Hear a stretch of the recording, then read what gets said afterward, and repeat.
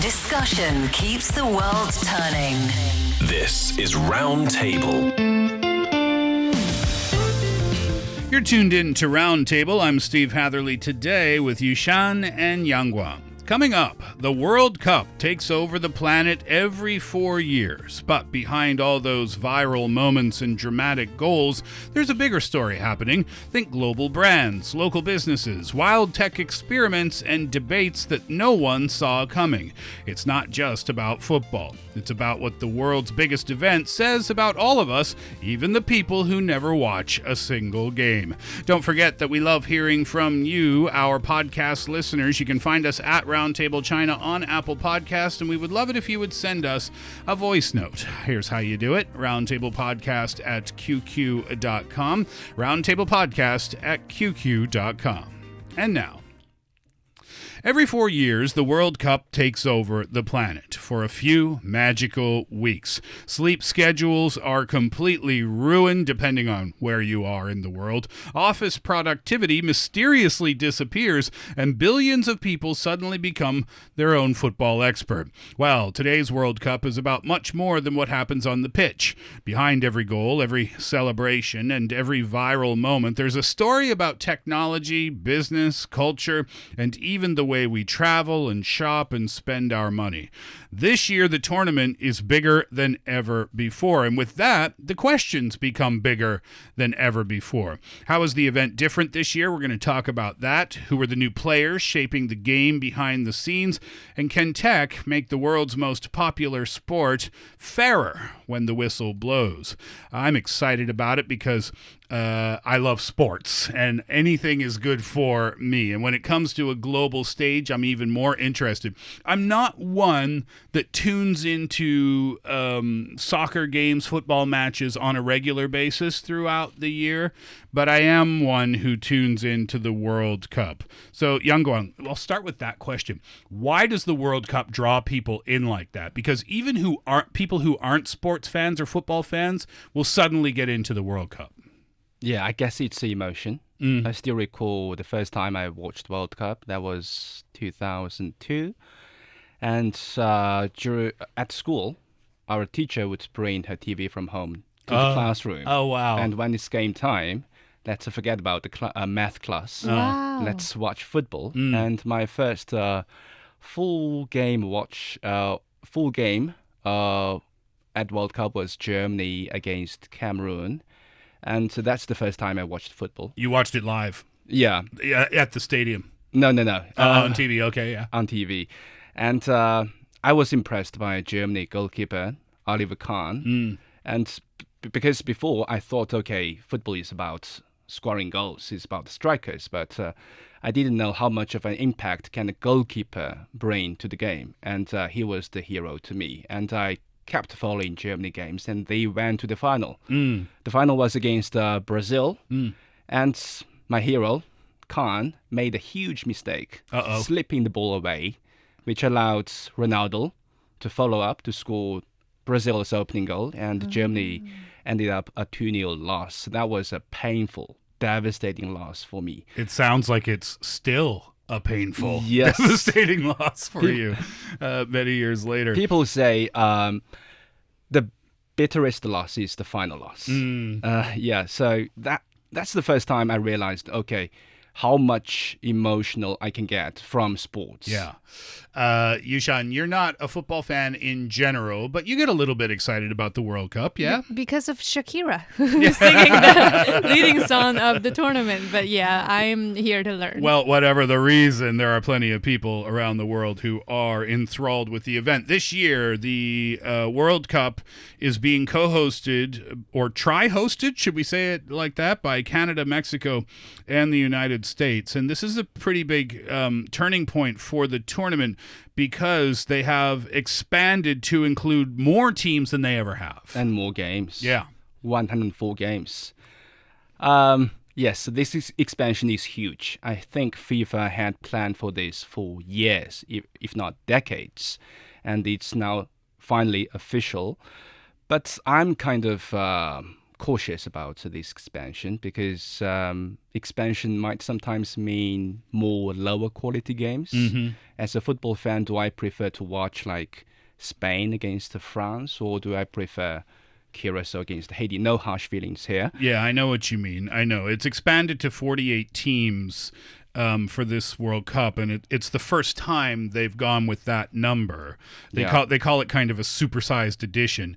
And yeah, the 104 matches being played is obviously adding more games than they ever have before, but it's expanding to a period of 39 to 40 days in total. Is that longer than normal, or is it going to be the same amount of time with just a busier schedule? Not really. The previous editions used to spend like a month, but now it's a month and a half. Month and a bit, yeah. June 12th to July 20th.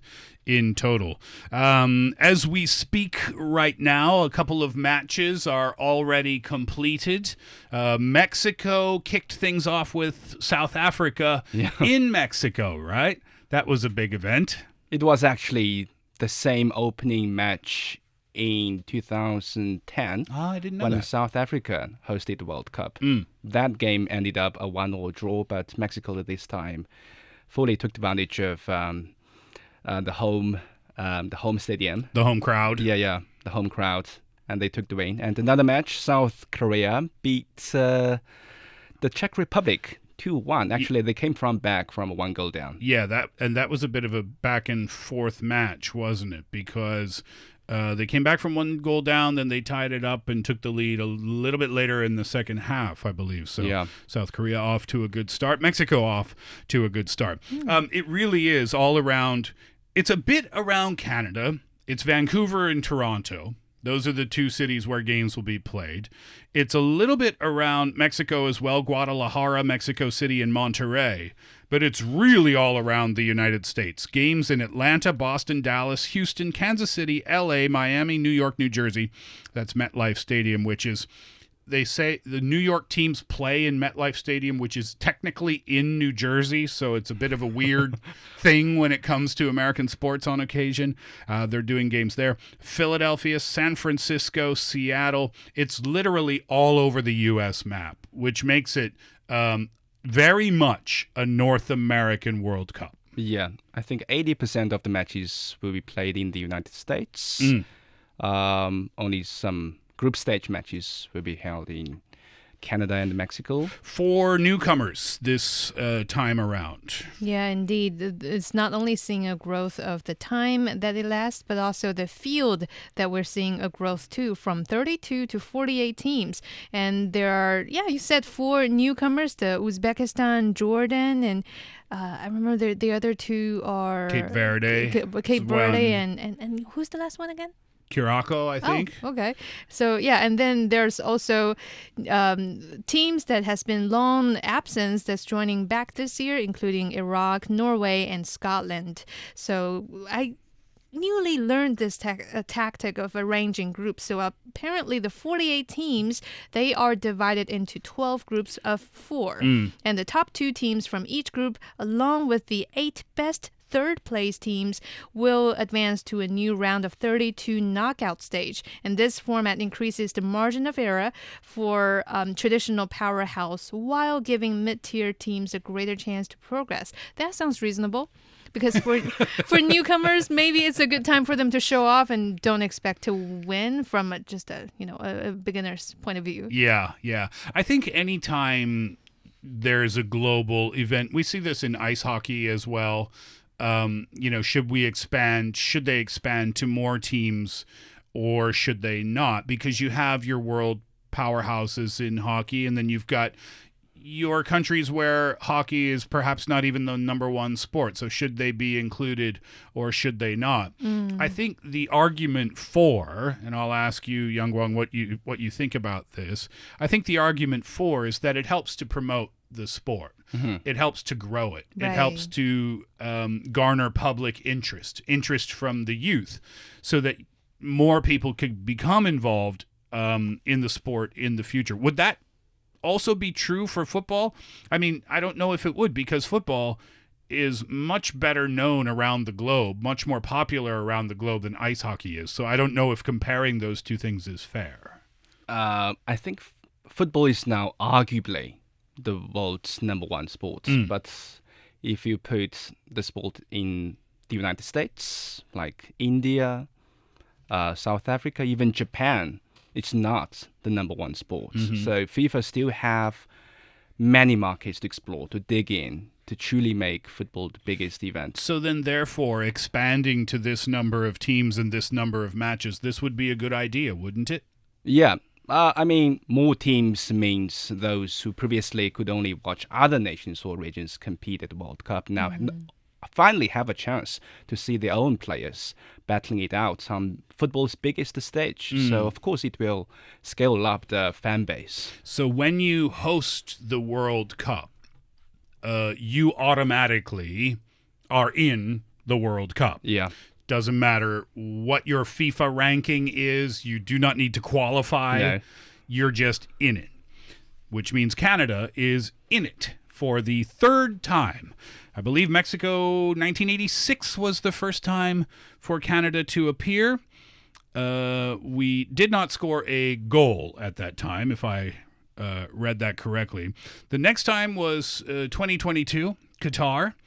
We did score a goal, 2, I think, in total. Congrats. But we still did not win a game. Okay. So, my goal as a fan of Canada is for them to win a game this World Cup. And we are in a group with Bosnia and Herzegovina, Qatar, and Switzerland. I expect Switzerland to defeat us soundly, as they're kind of a powerhouse in the world, are they not? I see Yang Guang with a very understanding smile. Yes. But that being said, we should have a chance to beat Bosnia and Herzegovina. That's in the middle of the night on from Friday to Saturday, I think, in Beijing time. And then Qatar, we might have a chance against them. So not only might Canada win a game, we might actually Progress from the group stage. don't even say it out loud for jinxing for the possibility of jinxing, but maybe we'll have to wait and see. For fans here in China, the matches are on television at relatively convenient times, right? Yeah, a lot of games are actually in the morning for us in China.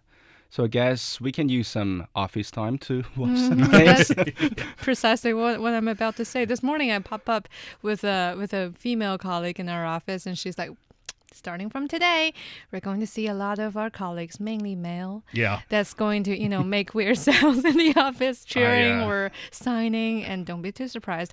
At first, I didn't understand what was going on. She said, "Yeah, World Cup." Yeah, I was. I had my headphones. I need to remember that over the next month. That when I have my headphones on, my voice is still just as loud in the office. This morning, I let out quite the yelp by mistake, and poor Yushan sitting next to me jumped about 4 feet in the air.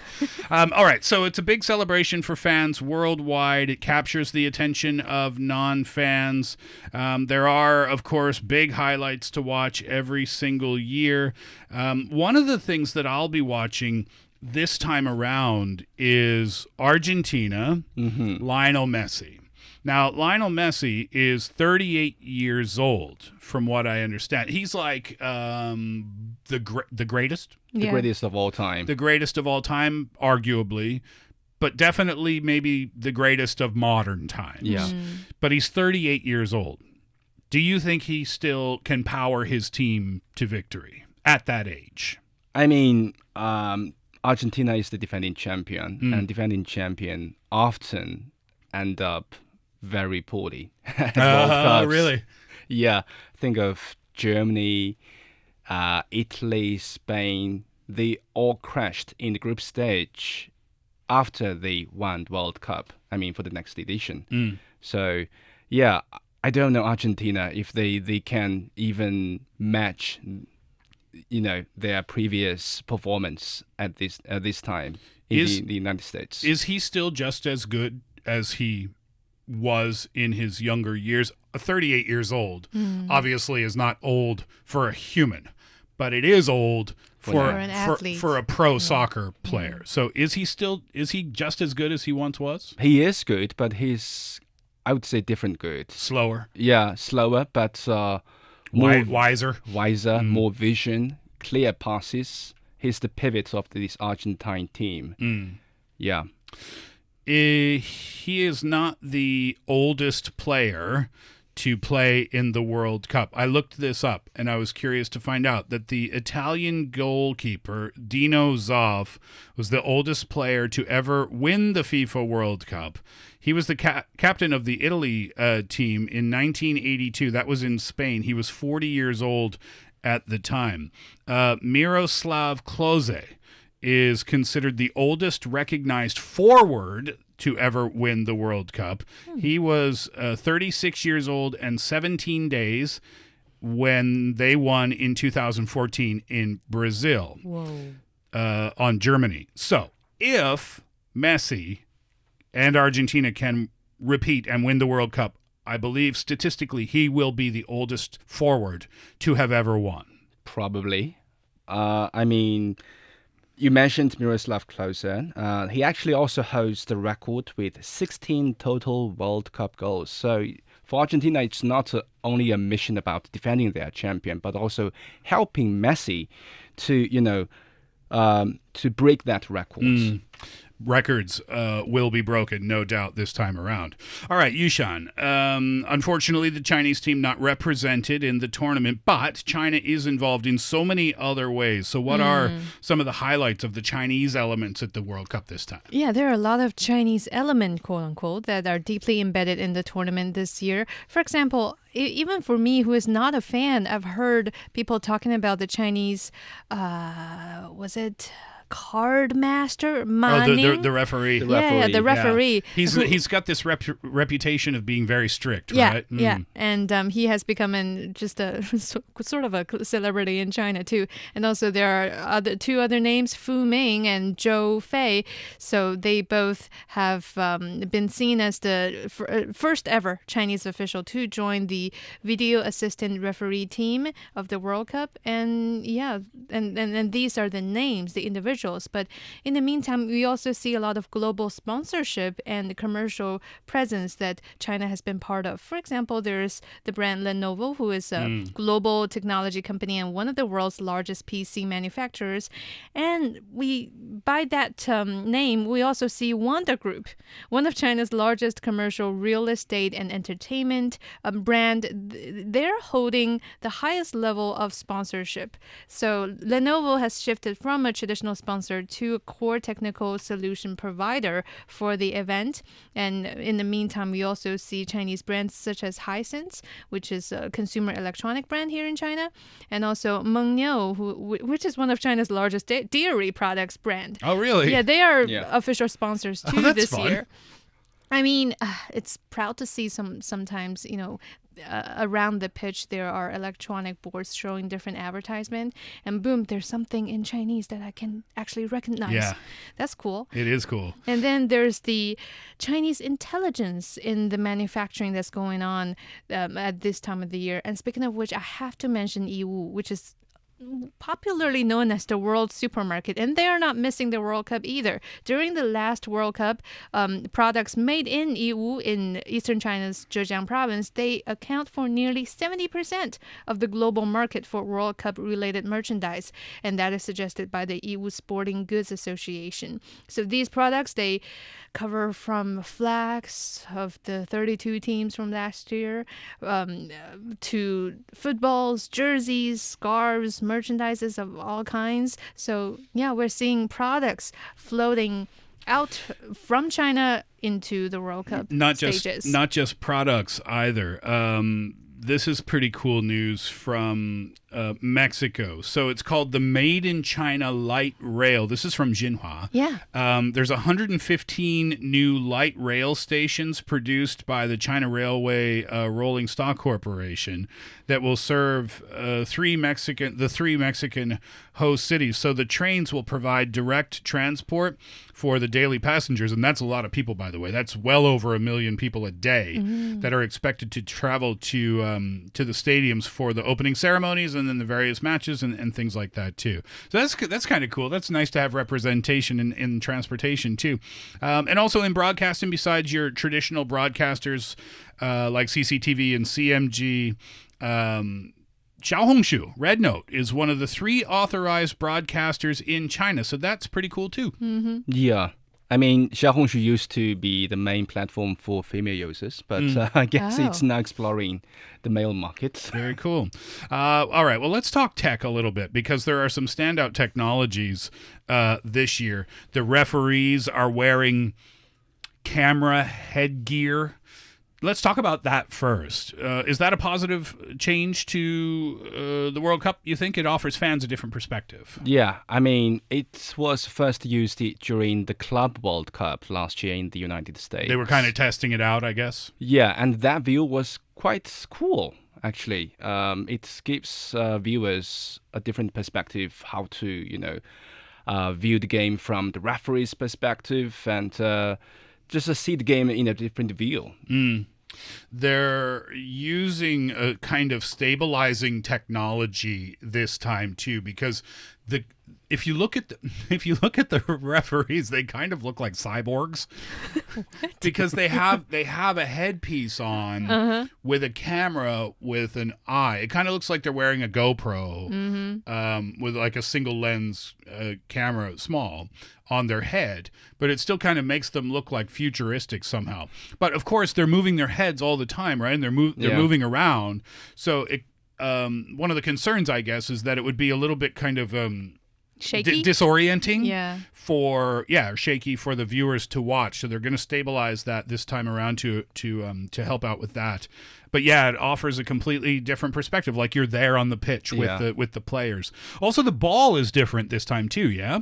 They're using something called a Trionda or triple wave ball, and there's a connection to China. Yeah, isn't that manufactured in Guangdong in southern China? And it's a machine designed to manipulate air kind of device, and it features the next generation of connected ball technology. I think they put a sensor or a chip inside the ball that's kind of capable of recording and transmitting real-time data. Yeah, all the movements. That's pretty cool, and it's used in the video assistant referee system too. So when they put the chip in the ball, and it helps the referees in what sense? Because it allows them to, I suppose, accurately, with the use of AI, accurately show exactly where the ball is at every little millisecond of time. That could help with things like offsides, I suppose. And goals. Oh, yes. I mean, the chip inside the ball will remind the referee if the ball is into the net or not. Because or over the line. Yeah, over the line. When the ball is over the line into the net, the smart watch for the referee will vibrate automatically to remind the referee it's a goal. That can be a little controversial as well. How so? Well, purists will say that it takes something away from the human error part of the game, where referees are human beings and they will make mistakes from time to time, but that's part of the game. So the more we incorporate technology to make it perfect, to make sure every call is perfect, some people think it's going a little bit too far. What do you think about that? I mean, for those cases like goals and out of line, those cases, I mean, yes, we need correction. But for cases like offsides, sometimes a very slim of margin will decide if it's offside or onside. And then I think technology sometimes backfires because we need that human touch in games. Not everything is perfect. That should be the football game. It's part of the nature of the sport. Yeah. Well, it's going on for well over a month, so there will be lots and lots and lots to follow and lots and lots and lots to talk about. And I can't wait to see what kind of stories emerge, what kind of heroes emerge, inevitably what types of controversies emerge, because they always do during the World Cup, but there will be so much to follow, that is for sure. Hope you enjoy it too. All right, that'll do it for today's roundtable. Thank you very much for joining us today. Thanks to Yushan Yang Guang. Thank you for being a part of the show today Thanks for having me. I'm Steve Hatherley. We ask you to come back and join us again next time too.